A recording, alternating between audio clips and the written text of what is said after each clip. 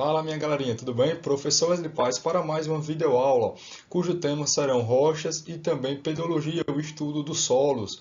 Continuação da parte de geologia das placas tectônicas passadas.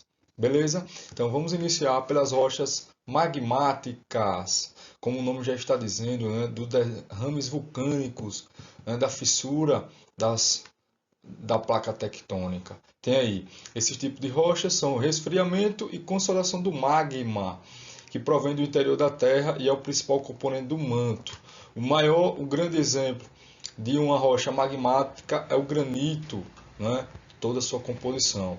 Então, são formadas há bilhões de anos, né? A solidificação a partir do derrame, né? Do vazamento desse vulcão através, né, do limite de placas tectônicas faz vir à tona, né, uma riqueza mineral do interior da Terra.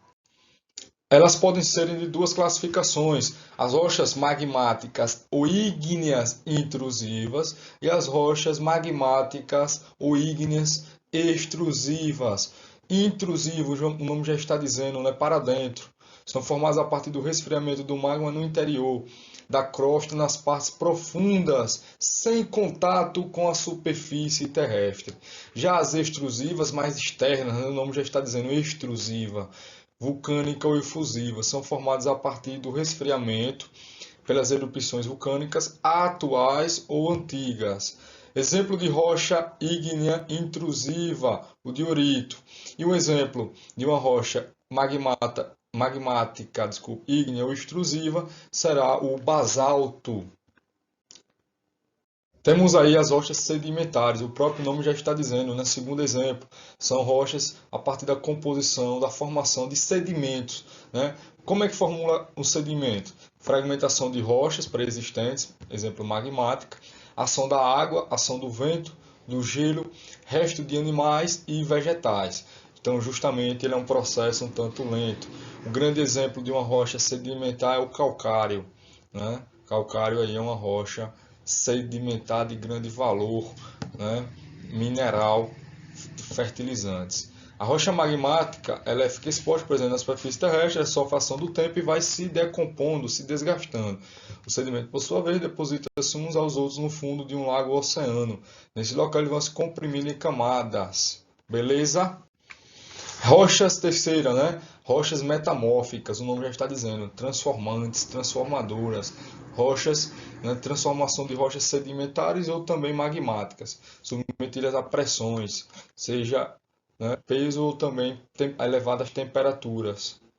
As rochas metamórficas adquirem novas características, elas costumam se formar abaixo da superfície ou em grande profundidade. Temos aí o grande exemplo, o mármore, né? Uma jazida de mármore na Itália. As rochas metamórficas são ricas em metais, quando pode ser grão de ouro, prata, ferro e também outros metais, chamados em minérios, todas de valor comercial. Então as rochas metamórficas dão grande valor aí para os minerais, os minérios, né? Como moeda. Então, como eu citei anteriormente, os minerais. Então, os minerais tanto fizeram a economia do Brasil justamente a partir do século XVIII, né? A extração nas Minas Gerais, a corrida, né, pelo ouro. E aí, os minerais podem ser classificados em metálicos e não metálicos, né? Conduzem corrente de energia e não conduzem energia elétrica, corrente de energia. Então, os recursos minerais mais abundantes metálicos são cobre, alumínio, zinco, ferro, chumbo. Temos também ouro, prata, platina, que como são mais escassos, são mais caros também, né? Recursos não metálicos, esses são geralmente mais abundantes, constituem para a sociedade moderna substâncias que devem ser consideradas como bem de primeira necessidade, a base, né? Assim mesmo, sem um homem se aperceber. São areia, o granito, o basalto, o mármore, geralmente para decorações, construções civis, né? Ornamentações de praças públicas, essas coisas. Então, o segundo assunto da nossa videoaula será solo. Então, tão importante também é estudar o solo, que será a base, né? A base da vida, o habitat de todos nós. É uma camada de espessura variável, é produto da integração das rochas pelos intemperismos. São dois intemperismos, né? O químico e o físico. Calor, ação da água, né? Frio e os próprios seres vivos. Exemplo aqui é solo de terra roxa. em Sertãozinho, em São Paulo, tão importante para a questão também do café, né, dos canaviais de cana de açúcar que fizeram a história do Brasil. E aí, o que seria o solo? Né? É uma formação natural, superficial, consolidada, que ela está em constante mudança, né? É meteorização física, química, biológica das ordens durante um certo período. É chamado de pedologia. O que seria pedo? Estuda a origem, a morfologia, a classificação e a distribuição dos solos.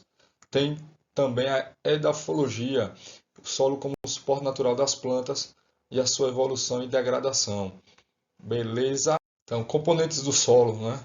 Nós temos aí substâncias minerais e orgânicas, com água, né? Substâncias através dissolvidas, também ar, né? Tudo isso faz a formação dos seres vivos, da matéria orgânica aí no solo. Beleza? Temos aí as funções do solo, né? Principal substrato, claro, habitat para as plantas, seu crescimento, hidrogênio, oxigênio, seus nutrientes, reciclagem e armazenamento de nutrientes e detritos orgânicos, controle e fluxo da água, não é? Proteção da qualidade da água também do lençol freático e o habitat, claro, para a fauna aí da vida. Perfis. Então, o solo ele é dividido em camadas, que ele vai chamar de perfis ou horizontes. Nós temos aí 4 horizontes: o horizonte O, A, B e C. E também tem a rocha mãe, a rocha matriz. Então, O é a parte orgânica, A já é também uma parte muito fértil, B já começa a fazer, né, a perda de nutrientes e C já é realmente uma rocha mais intacta. Vamos ver aqui as funções de cada uma. O horizonte orgânico bastante escuro, né, devido à composição orgânica realmente. A superficial já tem muita interferência do clima e da biomassa. É o horizonte de maior mistura de humus, claro, de maior fertilidade. B, o horizonte de concentração já de argilas, minerais oriundos de horizontes superiores.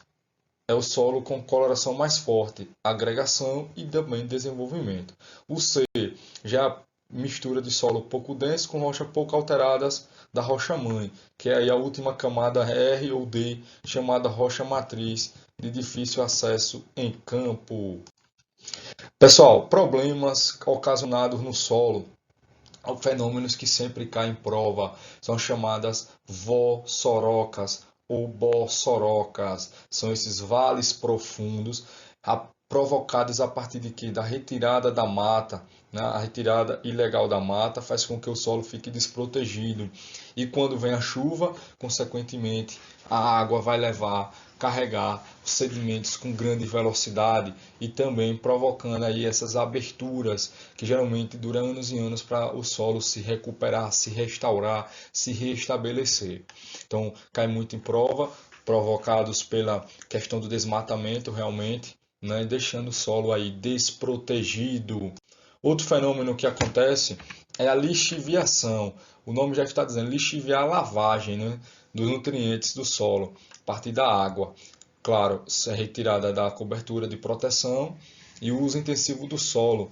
Isso tem como consequências a perda da fertilidade e aí a erosão muito maior, porque o solo vai estar desprotegido.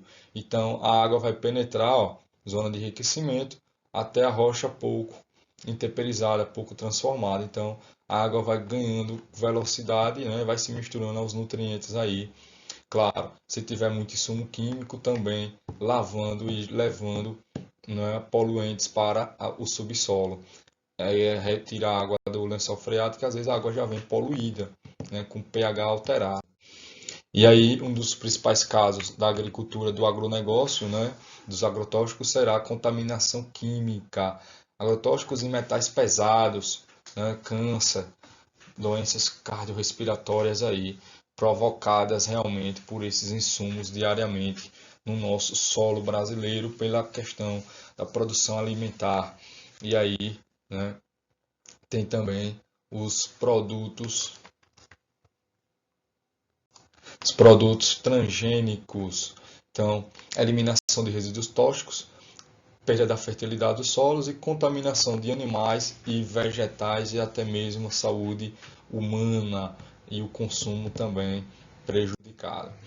Professor, outro fenômeno que cai muito é laterização. Laterização são esses solos duros, esses solos rachados, lembra muito o sertão nordestino, né? O solo pobre, solo empobrecido de humus e recursos minerais, então concentração de hidróxidos no solo, formação de laterita, causas agricultura industrializada e lavagem dos nutrientes, consequentemente perda, uma erosão tamanha e esses solos, né, empobrecidos aí.